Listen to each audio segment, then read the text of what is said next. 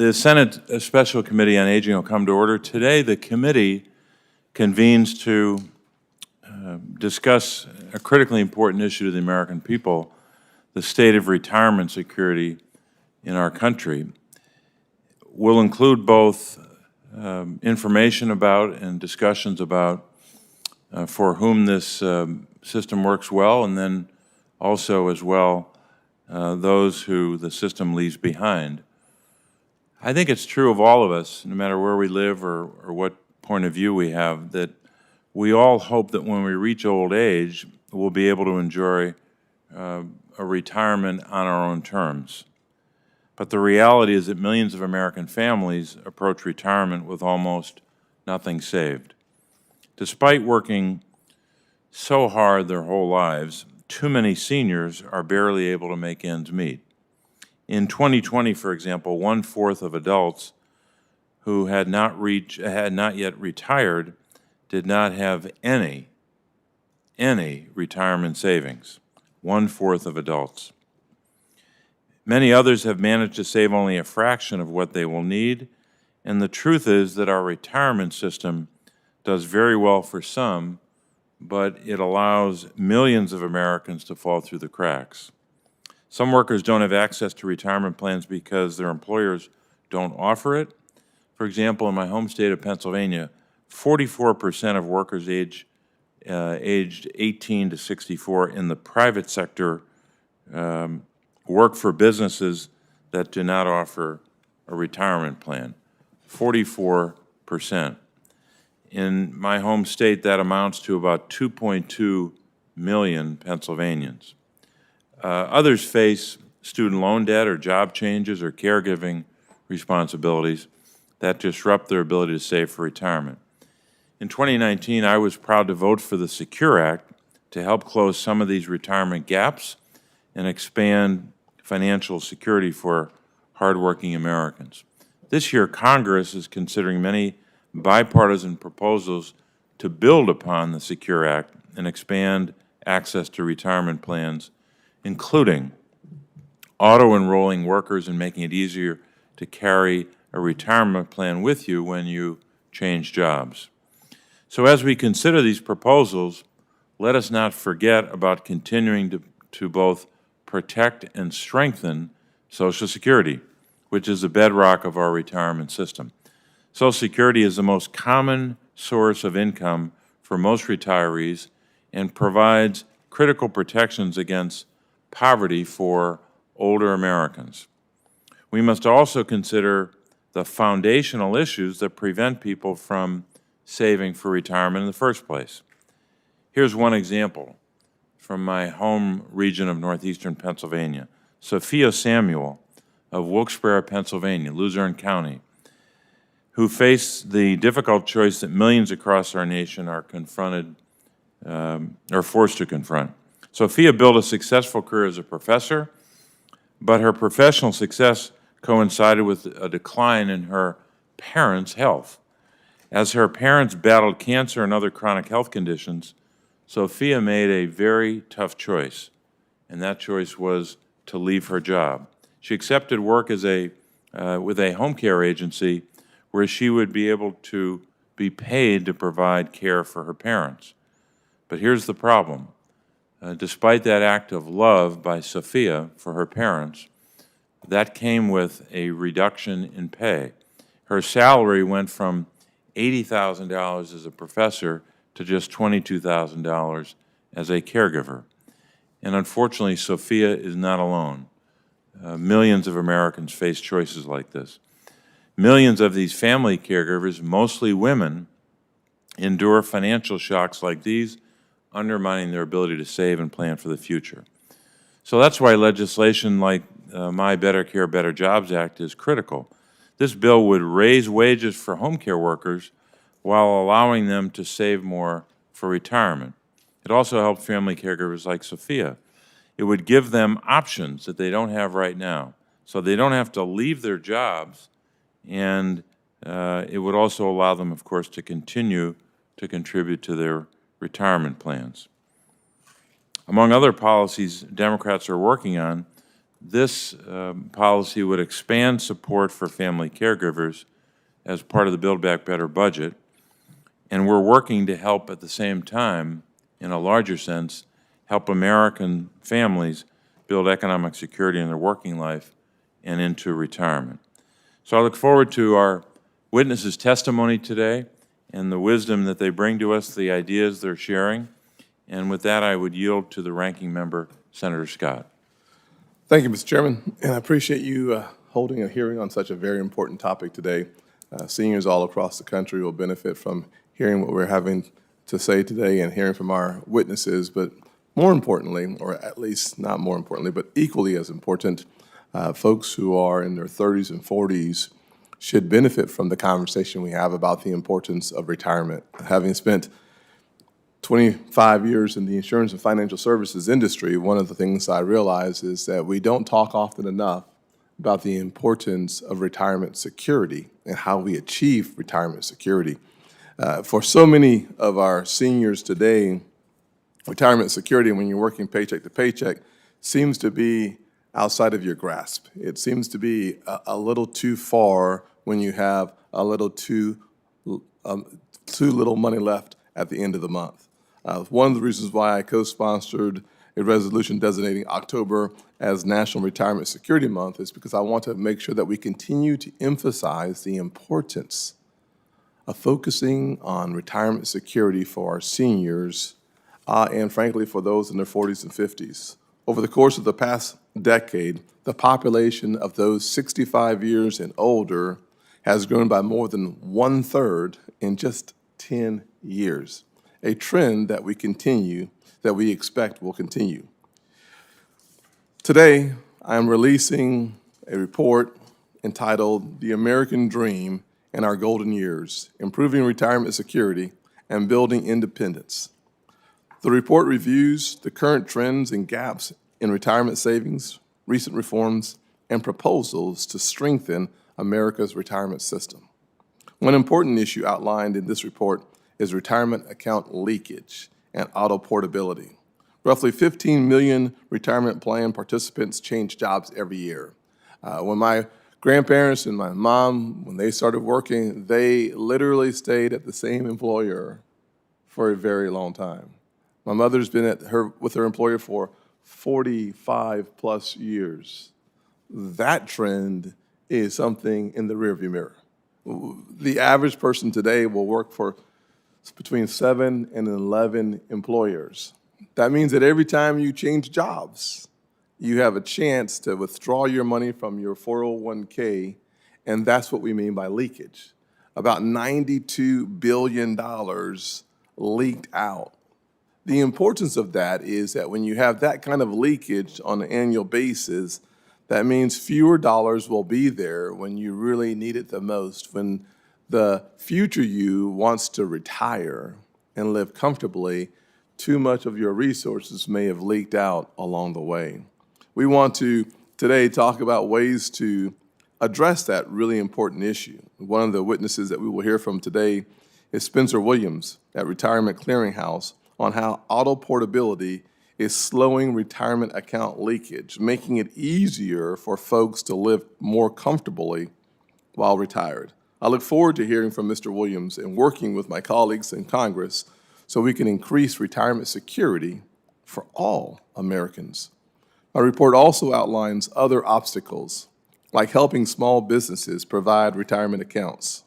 In South Carolina, approximately 400,000 full-time employees and somewhere over 200,000 part-time employees did not have access to an employer-provided retirement plan in 2019. Helping small businesses launch retirement plans is crucial to boosting employee savings and closing the gap of how much money you need when you're retired and how much money you can save along the way.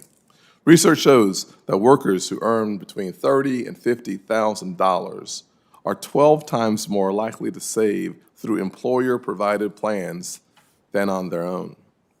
I, too, sponsored the SECURE Act, which included pooled employer plans to help small businesses launch retirement plans. In July of 2021, John Icofano, owner of Icofano's Catering in Mount Pleasant, launched a PEP, Pooled Employer Plan, that allows him, for the first time, to provide a retirement plan to his employees. Another key area my report examines is the complicated and confusing rules seniors face when deciding when to collect Social Security. This rule, known as the Retirement Earnings Test, or RET, confuses retirees and disincentivizes work because it is viewed as a tax. That's why today I introduce the Senior Citizens Freedom to Work Act of 2021 to remove the RET and simplify the decision-making process for seniors.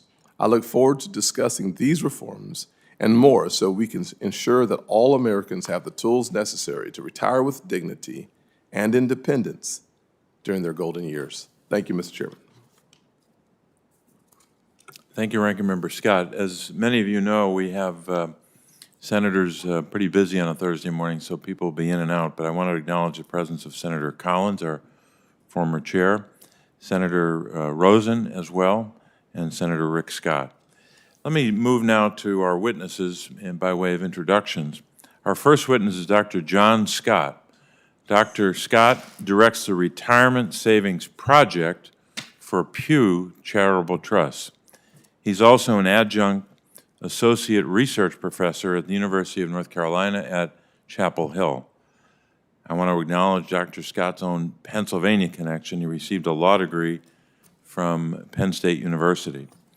Our second witness is Shai Akabis, and Shai Akabis is the Director of Economic Policy for the Bipartisan Policy Center, and for the past several years, he has also steered the Center's Commission on Retirement Security and Personal Savings. Mr. Akabis has conducted research on a variety of economic issues, including on the issues of retirement coverage and financial security. Witness number 3 is Dr. Nari Ree. Dr. Ree is the director of the Retirement Security Program at the University of California, Berkeley Center for Labor Research and Education. She's written on a wide range of issues, including issues related to retirement security and pensions, including on the subject of gaps in retirement savings based upon gender, race, and ethnicity. I'll now turn to Ranking Member Scott to introduce our fourth witness. Thank you, Mr. Chairman. It is my pleasure to introduce today Spencer Williams. Spencer lives in Greenville, South Carolina, and is the founder, president, and CEO of the Retirement Clearinghouse. He is an entrepreneur, leader, and a family man. I am proud of his work and the company he has built. Spencer's company has helped more than 1.5 million Americans retain and consolidate over $24 billion in assets for their retirement. Spencer Williams earned his bachelor's degree in English from the United States Naval Academy and his MBA from the University of Pittsburgh. His testimony today is about the important issue of preventing leakage, financial leakage, in our retirement system. Mr. Williams will also talk about the important regulations we work together on to allow for retirement accounts auto portability and what Congress can do to ensure this reform is codified into law. Spencer also works just as hard at home in Greenville, South Carolina, where he is the father of 13 children. I was going to say a 13-year-old, but there are 13 children. I guess that isn't truly a baker's dozen. And proud grandfather of 31 grandchildren. Spencer, God bless you. We appreciate your entrepreneurship and hard work to help improve retirement security for millions of Americans. Thank you for being here with us today. We look forward to your testimony. Thank you, Ranking Member Scott. We'll start with our first witness, Dr. Scott. Dr. Scott, you may begin. Thank you, Chairman Casey, Ranking Member Scott, and members of the Aging Committee for this hearing and the opportunity to testify. The Pew Charitable Trust is an independent, nonpartisan, nonprofit organization that applies a rigorous analytical approach to improving public policy. My oral comments will briefly touch on a few points from my written statement. At least 1/3 of private sector workers lack access to a retirement plan at their jobs, which could lead to reduced living standards in old age. The taxpayers are also affected by low savings. A Pennsylvania study, for example, found that insufficient retirement savings would cost the Commonwealth of Pennsylvania a cumulative $14.3 billion over a 15-year period. In terms of barriers to savings, workers at small businesses have low levels of access to retirement benefits. Only 52% of employees at firms with less than 50 workers have retirement benefits, compared to 85% of those at firms with more than 100 workers. Also, 41% of part-time workers have access to a retirement plan, but even when they do have access, they often don't work enough to qualify. Non-traditional work also reduces retirement plan coverage. Non-traditional workers, also known as gig, contingent, or independent workers, do not have a traditional employer-employee relationship. Only 46% of non-traditional workers that had a job that offered a retirement plan, with only 22% participating in a workplace savings plan. Even so, 77% of these workers would save if given the chance. Apart from employment factors, career disruptions also impact retirement security. For example, Pew's research shows that full-time workers who experienced unemployment in the past 2 years are less likely to have access to an employer-sponsored plan and less likely to participate even if they do, than those who have been consistently employed. Laid off older workers have difficulty finding a new job with benefits and often retire early, and at least 1.7 million more older workers than expected retired due to the pandemic recession.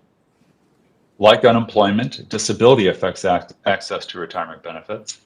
In 2020, only 18% of persons with a disability were employed, and across all age and educational groups, persons with disabilities were more likely to be unemployed, work part-time, or work in non-traditional jobs compared to those with no disability. Caring for a loved one also erodes savings. 20% of full-time workers provide regular care for a family member or friend, and they often have to reduce their hours of work or quit their jobs altogether because of caregiving. As a result, 27% of caregivers report that they've stopped saving, and 11% used retirement accounts to pay for other things.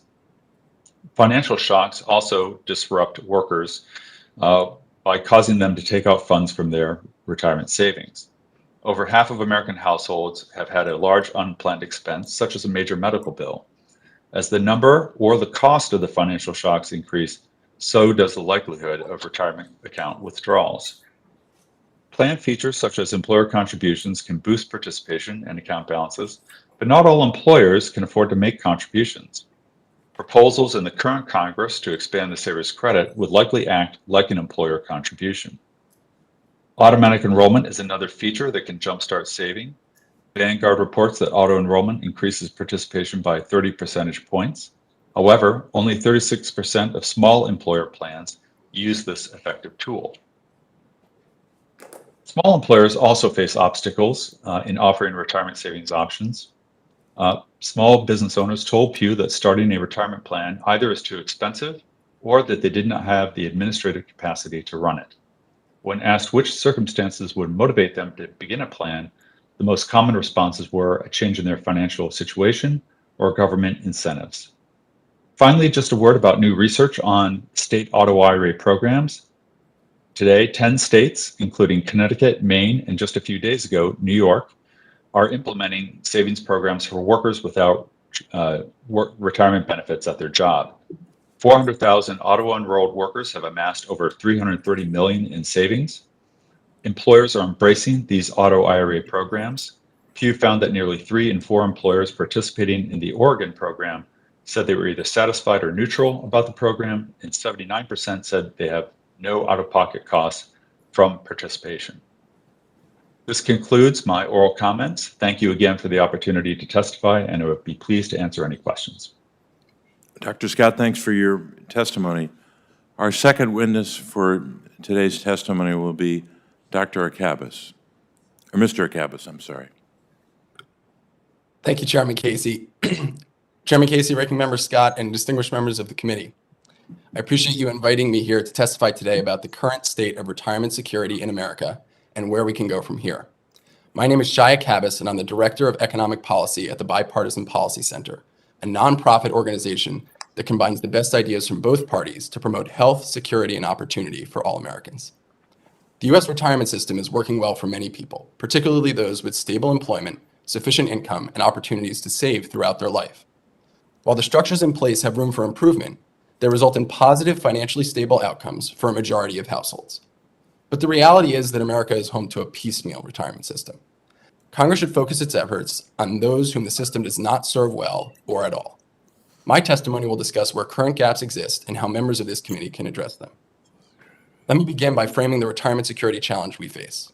A majority of Americans worry about running out of money in retirement, making it the nation's top financial concern. Recent events and trends, from the COVID-19 pandemic and recession to rising healthcare costs to increasing life expectancies, have made building a secure retirement both more important and more difficult. Although all Americans face this challenge, the ability to meet it varies significantly. Workers with low incomes, those without college degrees, people of color, women, and part-time seasonal and temporary workers all disproportionately struggle to save for retirement.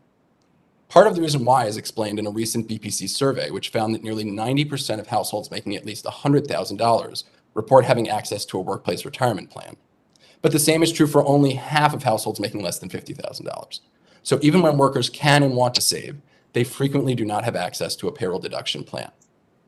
In 2016, BPC convened a bipartisan commission co-chaired by former Senator Kent Conrad and Jim Lockhart, a senior Bush administration official. The commission spent 2 years studying the state of retirement security in America and made recommendations in 6 key areas, which include 1, improving access to and the design of workplace retirement savings plans; 2, facilitating lifetime income options to reduce the risk of outliving savings; 3, enabling the use of home equity for retirement consumption; 4, improving financial capability among all Americans; 5, strengthening Social Security's finances and modernizing the program; and 6, promoting personal savings for short-term needs and preserving retirement savings for older age. Saving for retirement requires sufficient income. It also requires enough financial security and financial wherewithal to lock some of that income away for years or decades in a long-term account. But workers' ability to do this depends on their overall financial health. While the most common tool Americans use to save for retirement is a plan offered through an employer, only 2/3 of workers in private businesses have access to such a plan. And among those, only 3/4 participate, meaning that only about half of private sector workers are participating in an employer-sponsored retirement plan. Further, if someone lives paycheck to paycheck, has credit card or student loan debt, or lacks job security, we know that person will struggle to save. For these and other reasons, various studies show that millions of Americans are at risk of running out of money in retirement. Public policy needs to address this challenge, not only by looking at the accumulation of retirement assets, but also at the decumulation phase. Instead of handing people a pot of money at retirement and expecting them to figure out how to make it last, we should focus on equipping Americans with the tools to produce sustainable retirement income, such as guidance on systematic withdrawals, options to convert savings into an annuity, access to well-designed home equity products, and helping people determine the optimal age to claim Social Security benefits. There's no one policy prescription that will cure America's retirement security challenge. Different solutions will help different groups of savers. We need an all-of-the-above approach to maximize the reach and effectiveness of our current retirement system. I'll briefly propose a few places to start that have historically had bipartisan support. When you ask businesses why they don't offer retirement plans for employers, the number one reason cited is often cost or administrative burden. The emerging pooled employer plans authorized by the Secure Act should help with this. But there's another part of the equation. Most employers wishing to adopt a retirement plan today must also accept the fiduciary responsibility that goes along with it. For businesses with small or non-existent HR departments, this task is daunting or simply impossible without paying for external support. To help these businesses offer plans while ensuring that their employees are protected, Congress should relax fiduciary obligations for small businesses while transferring that responsibility to other private sector entities and regulators better equipped to handle them. Meanwhile, several states have enacted laws requiring all employers over a certain size to automatically enroll their workers in some form of retirement savings plan. More states are following suit, but workers in states without these requirements are getting left behind, while the emerging patchwork of different requirements in different states is a headache for businesses that operate across state lines. Congress can extend coverage to Americans everywhere and streamline regulations by creating a national minimum coverage standard that preempts the multitude of mandates at the state level. One study found that this approach could increase average retirement savings for the middle income earners by roughly 50%. On a related front, several pieces of pending bipartisan legislation would build on the success of automatic features and their incorporation into more retirement plans. Congress should also look to extend automatic enrollment into the emergency savings policy space. Boosting short-term savings not only improves household financial resiliency, it also protects against retirement leakage. I expand on these promising solutions in my written testimony and would be glad to discuss them with you further. Finally, I want to note that retirement security has been a standout area of bipartisan cooperation in Congress, in no small part thanks to the leadership of many members of this committee. We at BPC have seen the power that a broad coalition can bring to an issue like retirement security. We launched the Funding Our Future initiative in 2018, and our coalition now unites nearly 60 organizations from the academic, nonprofit, trade association, and corporate sectors. Funding Our Future's 3 goals are to make saving easier for Americans at all ages, help them transform nest eggs into retirement income, and ensure that Social Security is financially stable, both for current and future retirees. I can attest that the coalition's strength and success comes from its bipartisan makeup. We at BPC and Funding Our Future are eager to continue working toward those goals with all of you. Thank you for your time, and I look forward to your questions. Mr. Cabas, thank you for your testimony. Our next witness will be Dr. Rhee. Dr. Rhee, you may begin. Thank you. Good morning, Chairman Casey, Ranking Member Scott, and members of the Aging Committee. I'm Nari Rhee, Director of the Retirement Security Program at the UC Berkeley Center for Labor Research and Education. So thank you for this opportunity to speak before you on this very important subject. So as other witnesses have testified, there are large structural gaps in the current employer-sponsored retirement system. So I want to delve a little bit into some key areas where workers are being excluded. In order to have financial security in old age, all workers need to participate in some kind of retirement plan throughout the full arc of their earnings careers. Social Security provides that for a minimum layer of income, but obviously that is not enough for most workers. And the employer-sponsored system falls far short of universal coverage. So about a third to maybe half of workers don't have access to a retirement plan at work. And what's really important to keep in mind is that there are clear patterns in who gets excluded. So the 2 key areas of fallout that I want to highlight include low-wage workers and workers of color, and also the care workforce. So let me talk about the low-wage workforce and workers of color. So there's a direct correlation between whether the opportunity to save in the workplace retirement plan and how high or low your wages are. So 2 out of 5 workers at the bottom 25% of the wage distribution have access to a plan at work, whereas 9 out of 10 workers in the top 25% of the wage distribution do. So if you look at actual participation rates, the disparity by income is even worse. In addition, sectors with the lowest offer rates for retirement plans are where Black and Latino workers tend to be overrepresented. So a couple of key examples. Administrative and waste services, that's where a lot of building services, janitorial services are. Only 38% of workers are offered a plan and only 25% participate. And that's a sector where Black and Latino workers are 40% overrepresented in relation to their overall labor force presence. The hotel and restaurant sector has some of the worst offer rates. It's about 30%, and only 12% of workers in that sector actually participate in a job-based retirement plan. And there, Black and Latino workers are about 60% overrepresented. So the upshot is that only 46% of Black working households and only 37% of Latino working households had anyone in a workplace plan, whether it's a pension or 401k, in 2019, compared to 60% of white working households. So with regard to the care workforce, which consists mostly of women, roughly 1 million home care workers are employed by individual clients and households. And these employers simply don't have the wherewithal to offer a retirement benefit. And another kind of key example is family-based childcare providers. So these are essentially self-employed small business women who operate small childcare operations out of their own homes. And they're a really pivotal component of the childcare infrastructure in the United States. So while IRAs are theoretically available to them and other self-employed people, The reality with regard to IRA usage is that only 14% of self-employed workers contribute to an IRA. Those tend to be high-income self-employed people who often have incorporated businesses. And family-based providers often make less than the minimum wage when all expenses are accounted for. And so it's a high bar for them to actually go and sign up for a plan. I've done some technical assistance for a number of care worker and domestic worker organizations that are trying to figure out ways to offer a systematic retirement benefit for their members. And what they're running into is a series of obstacles in the regulatory arena because the entire system was designed around a key relationship between employees and the firm. And so workers who fall outside that model really don't have access to anything like auto-enrollment or any way to receive sort of clients or employer contributions. And this is a huge barrier. So looking forward, we need a holistic approach to improving the retirement security of low-wage workers and the workers who are currently left out of the system. And so one of the things that I think we need to focus on is that it's both a matter of wage policy and retirement policy. Low-wage workers need more income in order to be able to save, and then they need a systematic means through which to save. Another key area that needs attention is Social Security reform.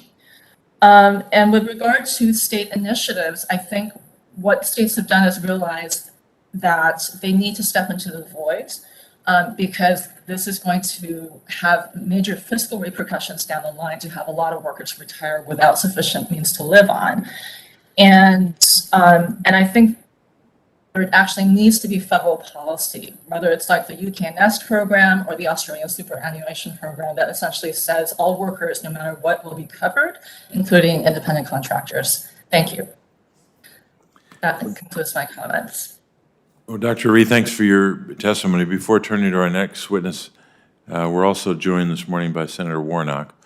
So next we'll turn to Mr. Williams. He'll be our last witness for testimony today. Thank you. Thank you. Good morning, Chairman Casey, Ranking Member Scott, and members of the committee. Thank you for the opportunity to speak today and for your work to improve the retirement system.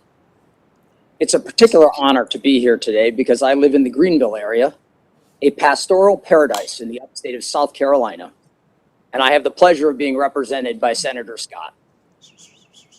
Retirement Clearinghouse is a fintech company with a mission to dramatically improve the system by preserving retirement savings for the many millions of Americans who change jobs each year. My boss, a fellow by the name of Bob Johnson, is the majority owner of Retirement Clearinghouse and its chairman of the board. You most likely know Bob as the founder of Black Entertainment Television.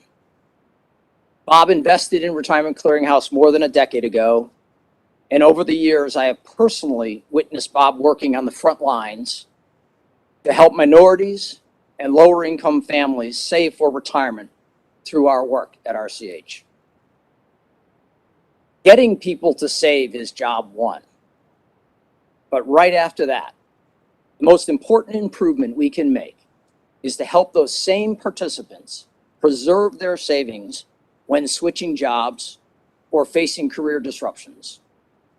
Today, more than 30% of all participants and nearly 50% of minority participants cash out their retirement savings when they change jobs.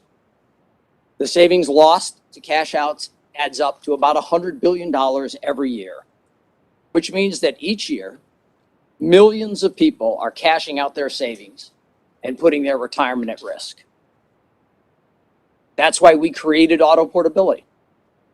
Based on our work with a very large employer, we set out to fix the cash out problem and help preserve savings for America's mobile workforce, in particular for low-income workers. Auto Portability is a simple concept. It's a technology that allows a person's account to automatically follow them from one employer's plan to the next. The idea is that if we make it easy and automatic, more people will keep their savings in a plan rather than cashing out. Let me give you a real-life example of the impact portability can have on a worker's retirement. In November of 2017, at age 30, Jaime Cervantes was hired by one of our clients, a very large employer in the healthcare services industry, which we would note is a high turnover industry. Jaime lives in El Paso, Texas. Over the course of 3 years and 2 job changes, our services helped Jaime preserve his savings. He made 2 good decisions that have kept his savings intact. And by normal retirement age, his current balance of $5,006 will grow to more than $50,000. There are literally millions of Jaimes that change job each year. And with a modest mix of a nudge and enabling technology, we can help them all. Thanks to support from the ranking member and other members of this committee, including Senator Warren, we were able to work with the Department of Labor on critical regulatory guidance that facilitated auto portability.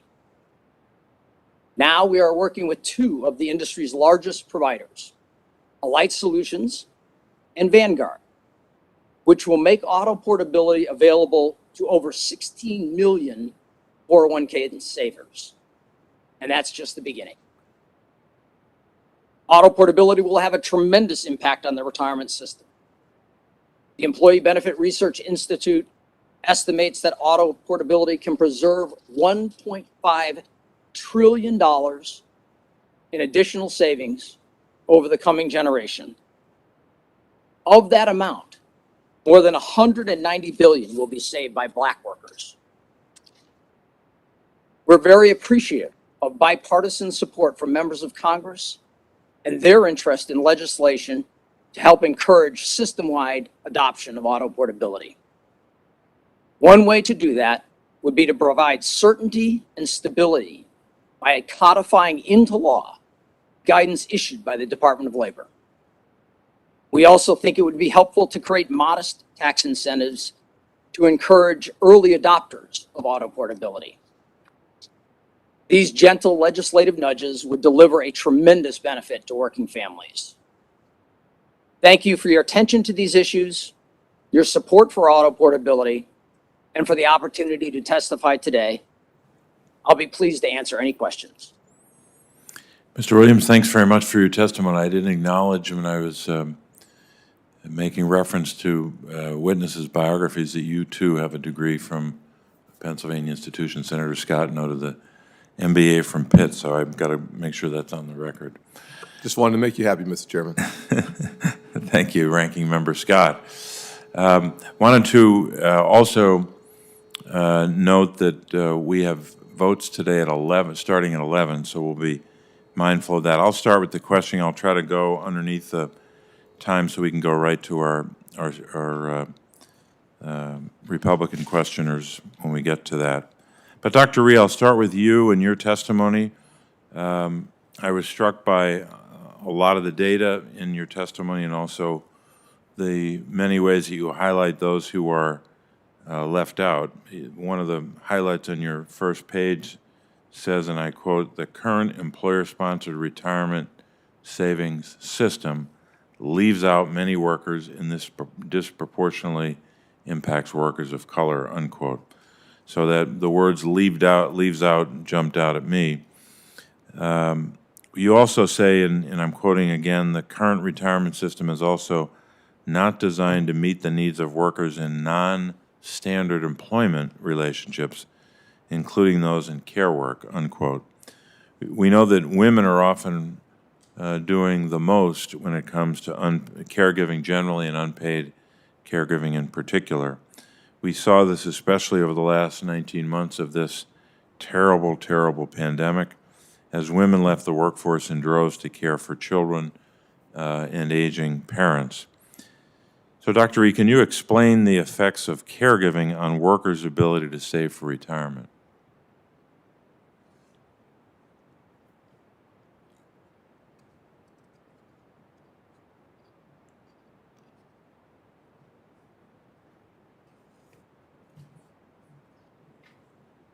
I don't know if we're having trouble Oh, sorry, I forgot to unmute myself. Apologies. So caregiving has tremendous impacts on women in terms of their retirement income security. And it comes at the beginning of their careers with caregiving of children and taking time off of work or reducing your work hours.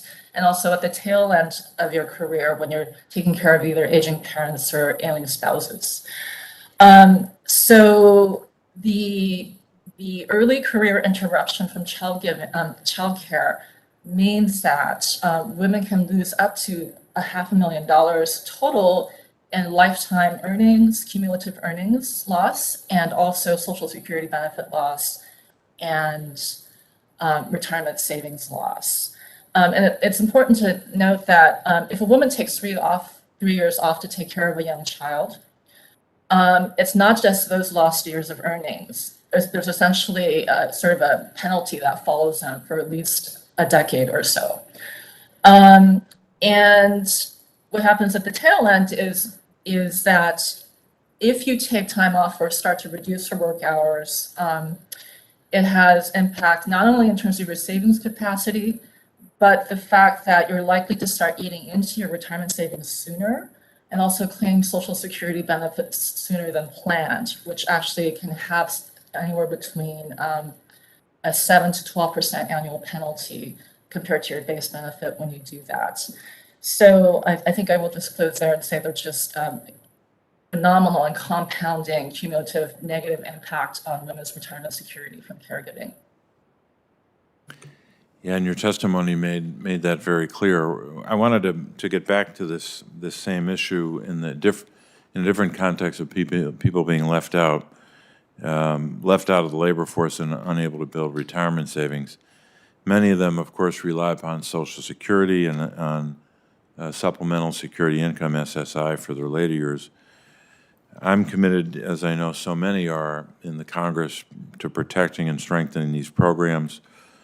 I introduced a piece of legislation called the SWIFT Act, or Senate Bill 1772, which would strengthen and expand Social Security benefits for widows, widowers, as well as surviving divorced spouses. What are your thoughts, Dr. Rhee, on improving Social Security and SSI as tools to address the gaps in retirement coverage and access? Yeah, I think I think when we talk about aging issues, we often focus exclusively on the workforce. And we need to remember that when it comes to issues like income security in old age and also long-term care access and funds to have long-term care, then we need to be looking at people who cannot work or have interruptions. And so one of the issues with SSI is that the benefits are so low, they actually haven't kept up at all with the cost of living and essentially forces people to live well under the poverty line in some cases. And that improving SSI benefits to actually penalize worthless and also to just have a minimum standard of income that's actually sufficient to live on is really important. Thanks very much, Dr. Rhee. I'll turn to Ranking Member Scott. I will defer my question time to Senator Collins. Thank you very much, Senator Scott. That is typically gracious of you. I want to thank both you and the chairman for holding this important hearing. It builds on some work we did in the last Congress on retirement security, but I know, Senator Scott, that it's a real passion of yours and that you bring great expertise to the subject. My first question is for Dr. Scott. And let me start, Dr. Scott, by saying it's good to see you again, even if it's remote. In 2019, when Congress enacted the Secure Act, which many of us co-sponsored, it included a provision that I authored to allow small businesses to band together in a single retirement plan called a pooled employment plan, or PEP. PEPs allows small employers to share the administrative burden of a retirement plan without requiring a connection, a nexus among them. I know the law is very, very new, but Dr. Scott, could you help us better understand how pooled employer plans and other provisions of the Secure Act can improve retirement security for the employees of small businesses? Well, first of all, let me say, Senator Collins, it's good to see you as well. And I look forward to a time when we can hold these fully in person again. To your question, I think this is actually a pretty exciting provision. As you note, it's very new, and the data isn't quite in yet. I think we're still even waiting for regulations from the executive branch on the implementation of the Secure Act in this area. However, I would say that I was pleasantly surprised by the reaction from the financial services industry. There seems to be a lot of interest in offering pooled employer plan products to small businesses and other employers. So I think we're off to a good start there. I think what is really encouraging about PEPs in particular is that it does reduce the fiduciary liability to a degree for the small business owner. I think a lot of small business owners aren't fully aware of these fiduciary responsibilities when they're thinking about adopting a retirement plan. They're typically focused on the costs of starting a plan, and then whether they have the administrative capacity to operate the plan. And so I think it helps a little bit in that regard. It takes some of the shock of that fiduciary liability away. Also, I think it does address the administrative capacity issue in the sense that it's much easier to operate in this more streamlined, less customized approach, which the PEPs offer. I think the jury is still a little bit out on the cost component, and that's really up to the providers about how they price these. But I think they're pretty aware that to appeal to small business owners that they have to be competitive. So we're still waiting to see how that pans out as these products mature and are more widely available in the marketplace. But I think we're pleasantly, or I should say, I think we're optimistic going forward about how these PEPs might improve coverage in this area. Thank you very much. Mr. Williams, I do have a special interest in expanding access to retirement plans among the employees of smaller businesses because they tend not to have access to plans. In April, I introduced the Simple Plan Modernization Act with Senator Warner. Our bill would provide greater flexibility and access to small businesses and their employees seeking to use what's known as the Simple Plan as a retirement savings option. These accounts are available to businesses with 100 or fewer employees. But here's the catch under the current law. The employees of these small businesses are not allowed to contribute as much to their plans as those who work for larger businesses with 401ks. The Simple Plan Modernization Act would address this inequity by increasing the contribution limit for simple plans, allowing small business employees to save more. Mr. Williams, if small business employees were treated comparably to large business employees, would this help improve the savings for the employees of your clients? Yes, Senator. Go ahead. We in the industry use a term, harmonization. There's a lot of sort of strange rules and regulations that have built up over the years. I think Dr. Ree referred to a few of those earlier in her testimony. And so any effort to harmonize the rules and optimize savings for all workers equally is a good thing. Thank you very much. Thank you both. Great, thank you, Senator Collins. I know we're awaiting a Democratic senator, but Senator Scott, in the interim, would you want to take your time? Yes, sir, especially since we're trying to be timely for the vote schedule that we have coming up. Thank you, Mr. Chairman. Mr. Williams, thank you for being here with us today. I'd love to continue the conversation around the issue of leakage. I recognize that in 2015, about $92 billion was lost out of retirement accounts because of leakage. I like to make things practical from sometimes personal experience. I remember in my late 20s, I had a retirement account and decided that I needed the money for something else and took the money out, and I had to pay a 10% penalty and declare it as ordinary income. I did not understand that until I filed my taxes, and then I had a better understanding and appreciation for the definition of leakage. And so the importance of this issue, and if you think about $92 billion in 2015, over a decade, that's close to $1 trillion lost out of Americans' retirement accounts, in addition to paying a 10% penalty on those dollars, as well as declaring that nearly $1 trillion in a decade as ordinary income. That is a devastating impact to those retirement accounts. Can you just maybe give us more light on why people cash out of the retirement accounts and who is most likely to cash out of the retirement accounts? And that may bring us more focus on the importance of the issue of leakage as well as auto portability, making that decision not to cash out easier when you go from job to job. Thank you, Senator Scott. Yeah, the data is very clear.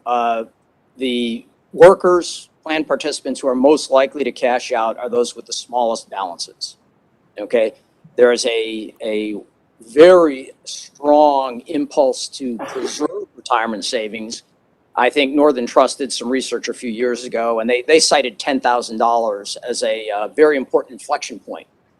Somebody gets $10,000 in their retirement savings, and their mindset changes over the value of those savings. They start to think of it as permanent savings. So we're trying to solve the problem with auto portability down at the low end where, frankly, we need to incubate accounts. We need to make it super easy because every time someone changes a job, they're faced with a decision, okay, particularly at the very low end. And the decision is, I can keep this money intact, and sometimes that involves a lot of paperwork, and it's not easy, and it's cumbersome. It's hard to imagine in 2021 that we don't have a system that can electronically transfer monies between plans, which is essentially what we're building with auto portability. But those little hurdles cause people to say, well, it's easier for me to take this money. And just like you said, they pay taxes, they pay penalties. So, and then they lose the compound value of the earnings for, 30, 40, 50 years. Yes. Back. And that's just disastrous. If we can incubate the savings and get people to understand that preserving these savings, their financial well-being, their own internal sense of financial health improves dramatically. Thank you, sir. My next question is for Mr. Akabas. I noted in your opening statements really a tone of optimism for many retirees or those approaching retirement age. Sometimes we feel like the entire country is on a collision course with the lack of resources in retirement. I'd love to hear from you your understanding of the state of retirement for our seniors, and then with the limited time that I have left, which will give you about a minute to answer the question, A, what is the true state of our retirement for our seniors, and B, the difference between a job and a career as it relates to the availability of retirement accounts? Sure. Thank you, Senator Scott. In terms of the overall state, I think it is broken into two groups. One is people for whom the system is working quite well, where people have access to a retirement plan at work. They make enough income to save in that plan throughout the course of their career. They accumulate savings and have them compound over time.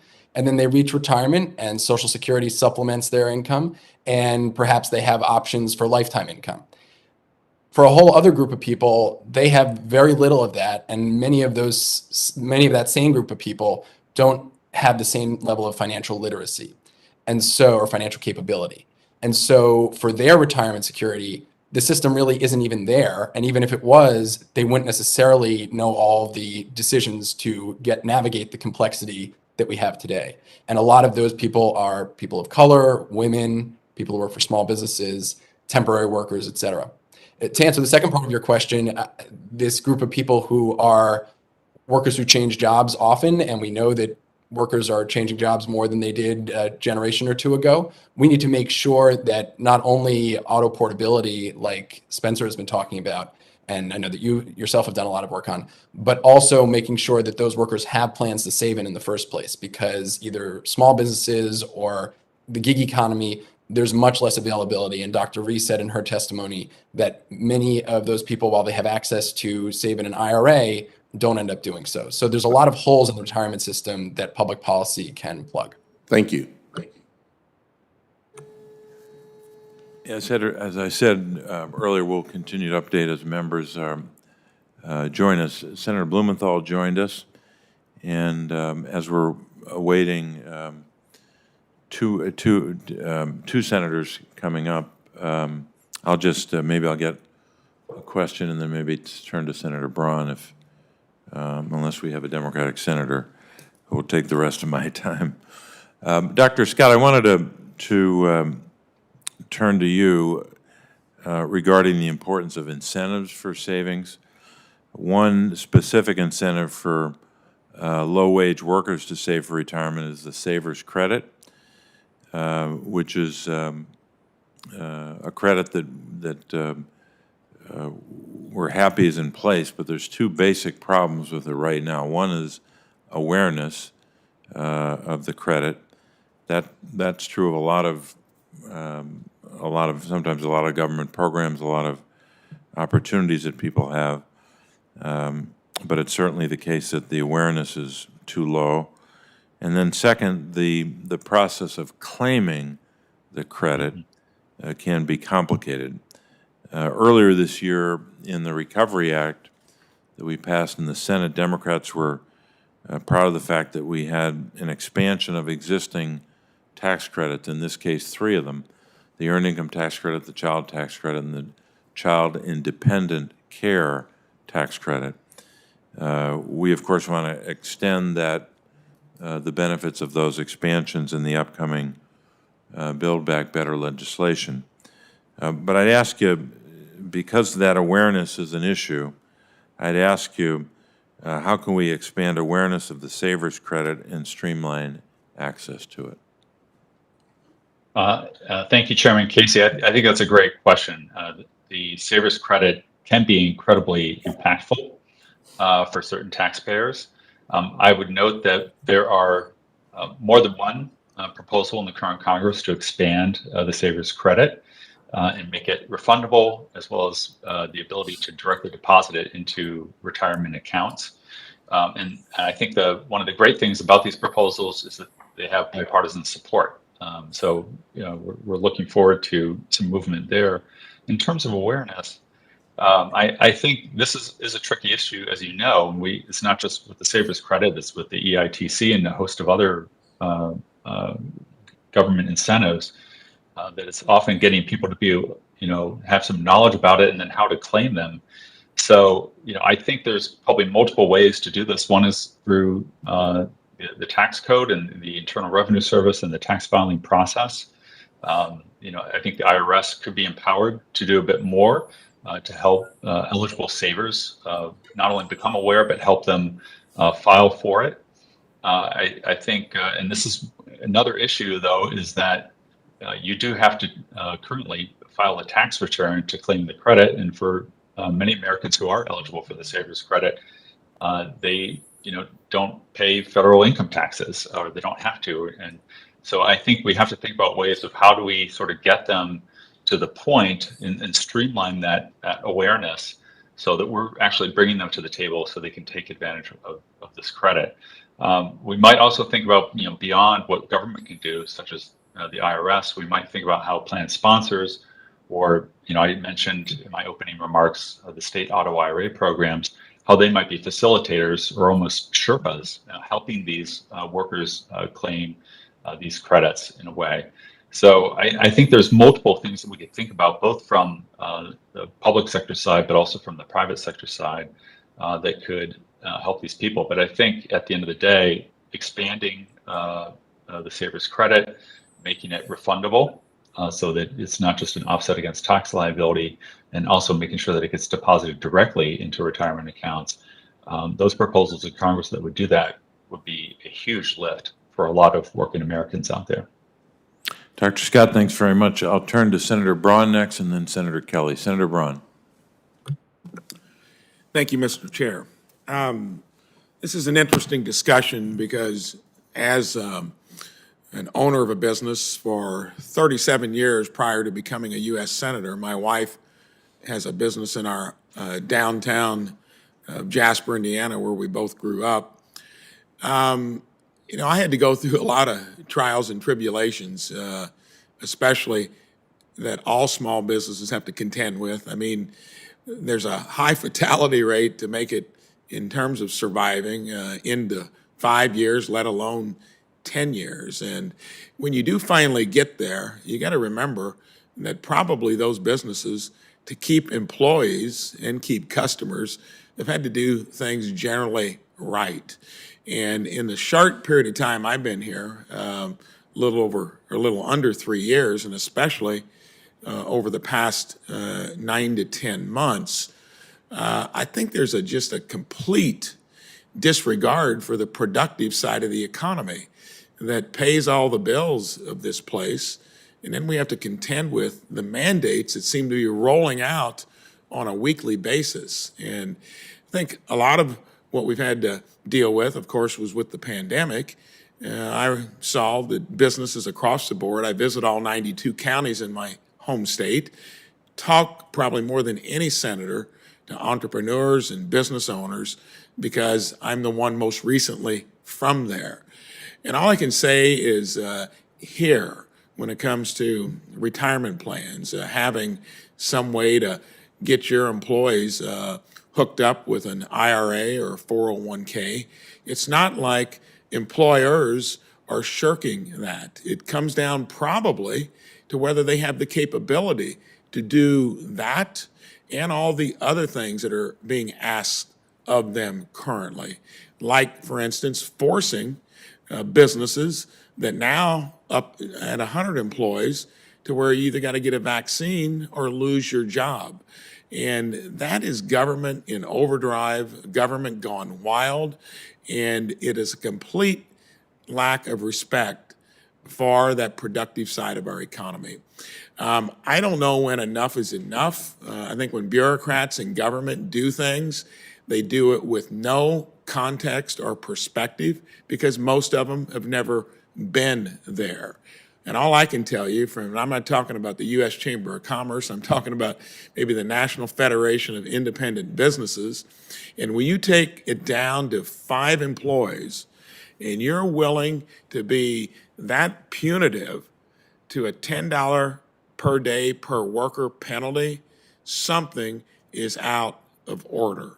And I think that as these accumulate, as we keep hitting a sector of the economy, small businesses in this fashion with what they've just come through, unless you're purposefully, intentionally trying to put even more companies out of business, it's not the time to do it, especially when I can tell you they're doing everything they can currently if it's within the realm of their capability to do these things anyway.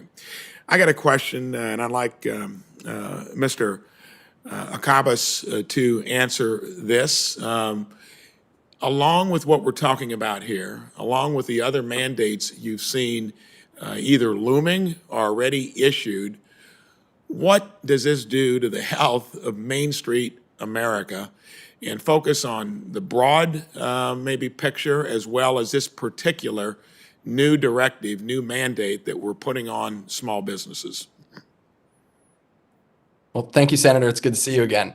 I think you're right that we need to be mindful of the types of burdens that we are placing on small businesses who have limited resources and limited financials to manage those types of burdens.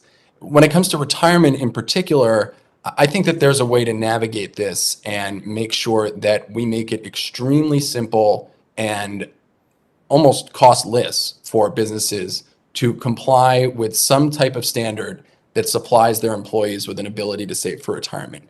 I agree with you that having a heavy-handed requirement with lots of specific requirements that entails a lot of cost would not be appropriate. But I do think that there's a way that we know that these mandates are coming already at the state level. We can have a standard at the federal level that first makes it easier for small businesses to comply and provides them with tax credits in order to do so and simplifies the system for them. And then expect that they would provide their employees with an ability to save for retirement, because I do think that that's really important. And right now we know that so many employees at small businesses don't have that opportunity. So I fully agree with you that we need to make sure that any mandate or burden that is put on employers is taken with deep consideration and making sure that it is as costless and burdenless as possible. But we also need to balance that with the need to make sure that their employees have the opportunity to save. So I think both are important. Thank you. I think that's a good way to look at it. Appreciate the comments. Thank you, Senator Braun. Senator Kelly. Thank you, Mr. Chairman, and thank you for folks that have come here to testify today. My first question here is for Dr. Rhee. So, Dr. Rhee, earlier this year, this committee looked at the impact of the COVID-19 pandemic on older workers. And something we saw then, and we're continuing to see now, is that some folks are just not returning to work. Instead, they are choosing to retire early. Now, whether that's for health and safety or trouble finding a job or other reasons, it's unclear. I'd like to get into that for a second. But, you know, Dr. Rhee, recent data suggests that as many as 3 million Americans, 3 million retired earlier than they planned due to the pandemic. And I'm interested to find out from you if you have any data on, you know, first of all, you know, why specifically, but also, you know, are we concerned, or is there a concern that these individuals risk running out of money during retirement, and is there any data on that? Thank you. That's a really good question.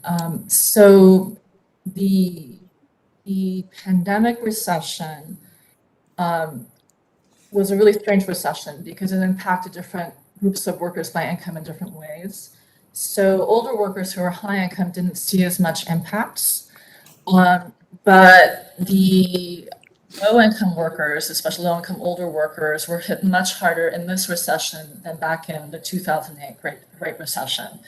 And so for workers who are eligible for Social Security, 62 and older, who are low income, they were 20% more likely to retire last year than they were the year before. And so one thing to keep in mind is that retirement savings is really concentrated in, honestly, the top 20% of the income distribution.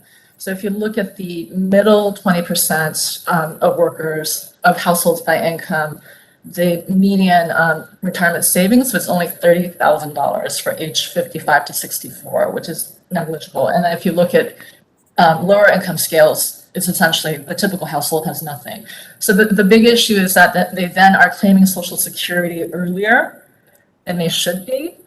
And again, every year that you claim early can have a 7 to 12% deduction from your base Social Security benefit, and that's for the rest of your life.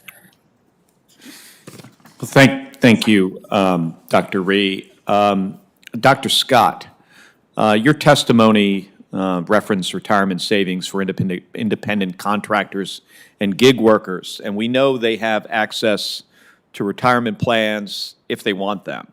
But we've seen the benefits of automatic enrollment, and we know folks are much more likely to save if they have a little bit of a nudge or a push from their employer.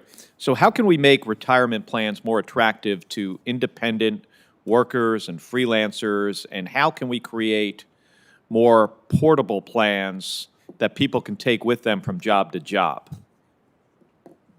Thank you, Senator. It's a great question. I mean, as I mentioned in my statement, I think the demand is there despite the low levels of access amongst these non-traditional workers or contingent workers. And I think part of the issue is that there's a wide variety of these kinds of workers. We have independent contractors who work in the high-tech industry. We have day laborers. We have temp staff.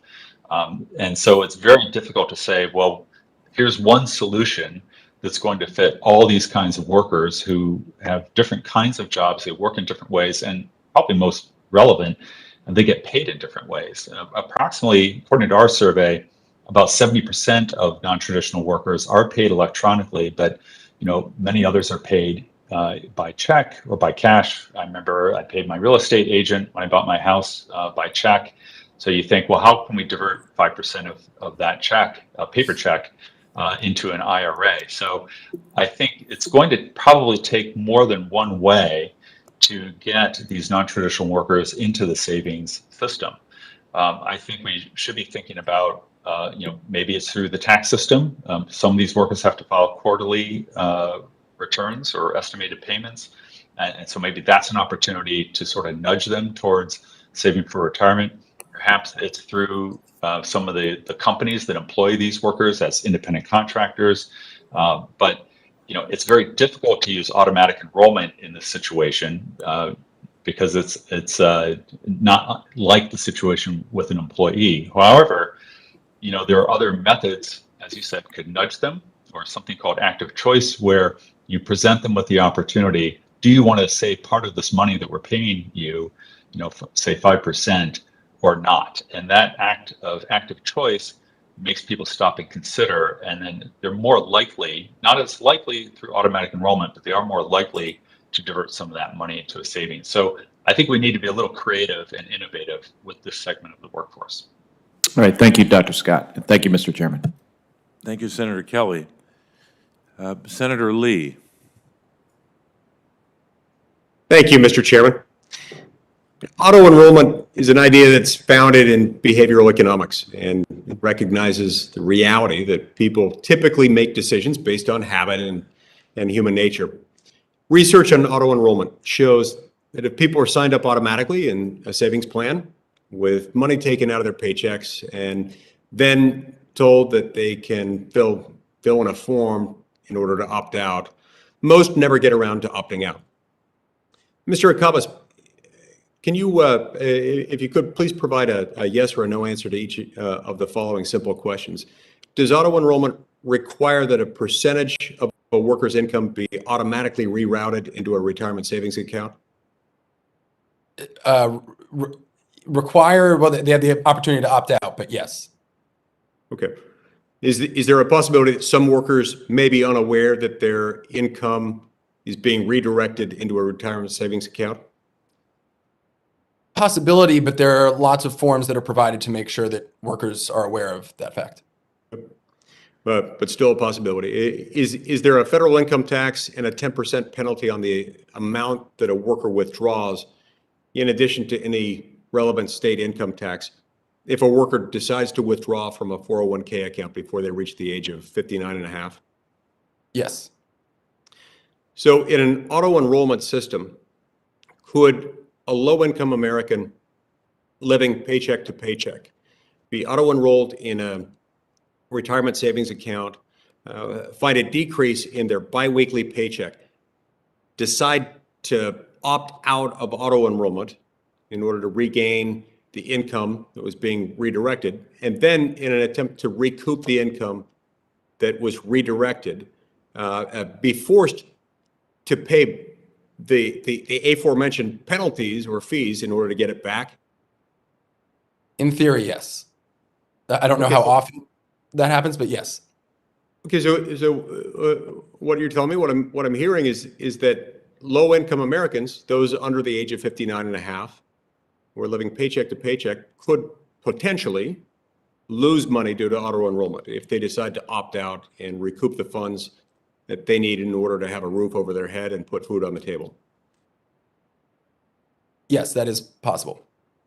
The financial literacy of Americans is a problem. It's an issue, and I think it's something that ought to be addressed, not only in families but in schools, in workplaces, homes, civil society, institutions of civil society.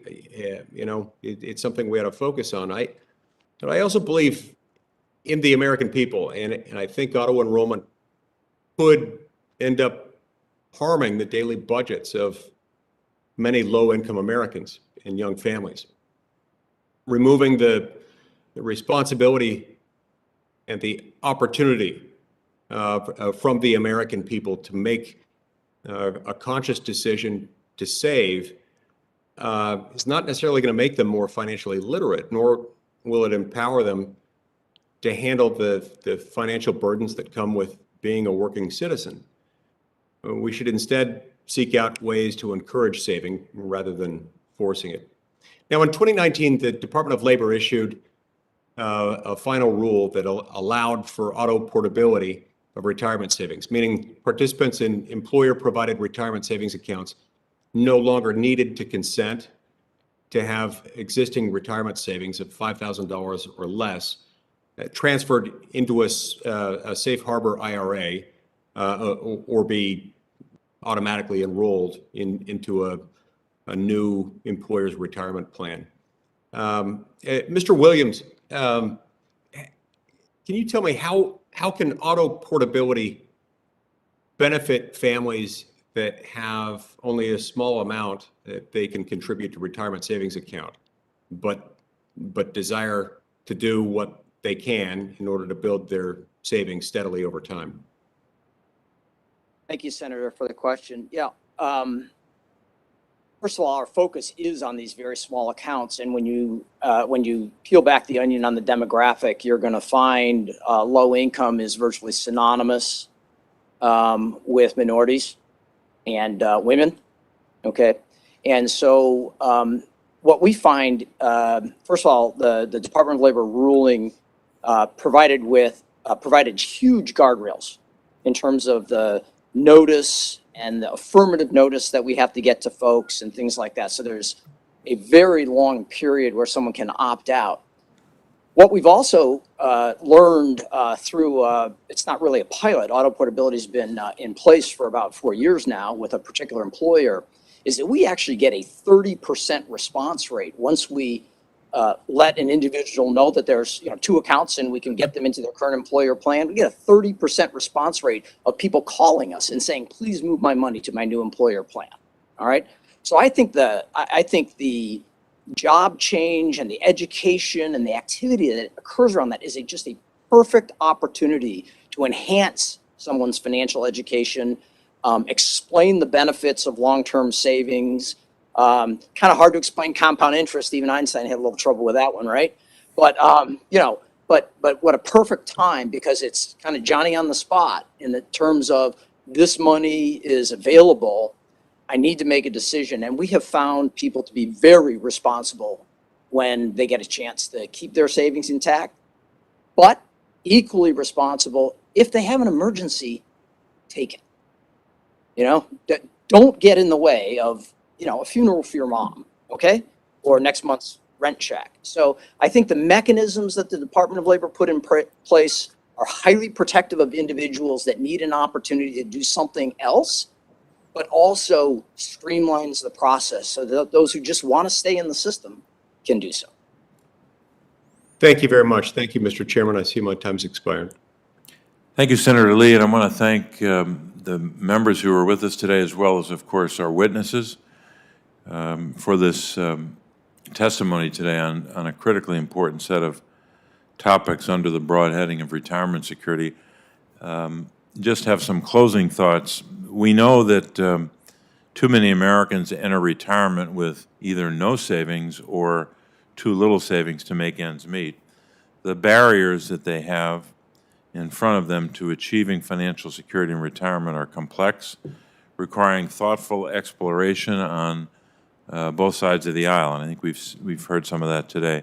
An important lesson from today's hearing was about our nation's retirement system is the question of who is left behind. America's low-wage workers and family caregivers, of course, are among those left behind. It's past time for Congress to act on behalf of these Americans. Reforms that benefit them are more than 40 years overdue. Congress must enact policies to help these Americans find good-paying jobs and allow them to care for their loved ones, not one or the other, both. That's why Democrats are working to pass the Build Back Better budget. Its provisions for families, for workers, for caregivers will help Americans build a more secure future. And it's why we've convened today's hearing, to explore the proposals that both Democrats and Republicans are working together on to improve access to 401k plans and other retirement accounts. I want to thank Senator Scott for his work preparing for this hearing, and I now turn to Ranking Member Scott for his closing remarks. Mr. Chairman, let me say something off subject for a quick minute here. I will say that throughout our country, we oftentimes yearn for a bipartisan approach in government, and we so often seem to fall short on behalf of the American people. I thank you for your leadership on this committee for making this as bipartisan and frankly nonpartisan as possible. Many of the subjects that we talk about has nothing to do with the left or the right, Democrats or Republicans. It has to do with Americans struggling to make their ends meet, and I can't think of a better way to show the American people that we care about them more than we do of ourselves by working on their behalf and not having a political partisan conversation just because there's a microphone and a camera nearby. And so I appreciate the spirit in which we lead and frankly serve the American people. I think that retirement is a very important issue and one that too many Americans struggle with bringing those two ends together. I think there are things that we can do that will help that process for every American, because every American should be able to work hard, save for retirement, and enjoy their golden years with peace of mind. I think there are things that should be done and must be done in order to accomplish that goal. Improve retirement plan access, boost plan participation, protect auto portability, provide better lifetime income options, improve financial literacy, boost health savings accounts, simplify Social Security decisions, and promote work. By ensuring these common sense solutions and building on the success of the Bipartisan Secure Act, we can help hardworking Americans retire comfortably. Again, thank you to everyone for being here with us today. Your testimony helps us to understand and to support the golden Americans, and I yield back. Thank you, Ranking Member Scott. And once again, I want to thank all of our witnesses for contributing their time and their expertise today. If any senators have additional questions for witnesses or statements to be added to the record, the hearing record will be open for 7 days until next Thursday, November 4. So thank you all for participating. This concludes today's hearing. Yes, sir. Thank you.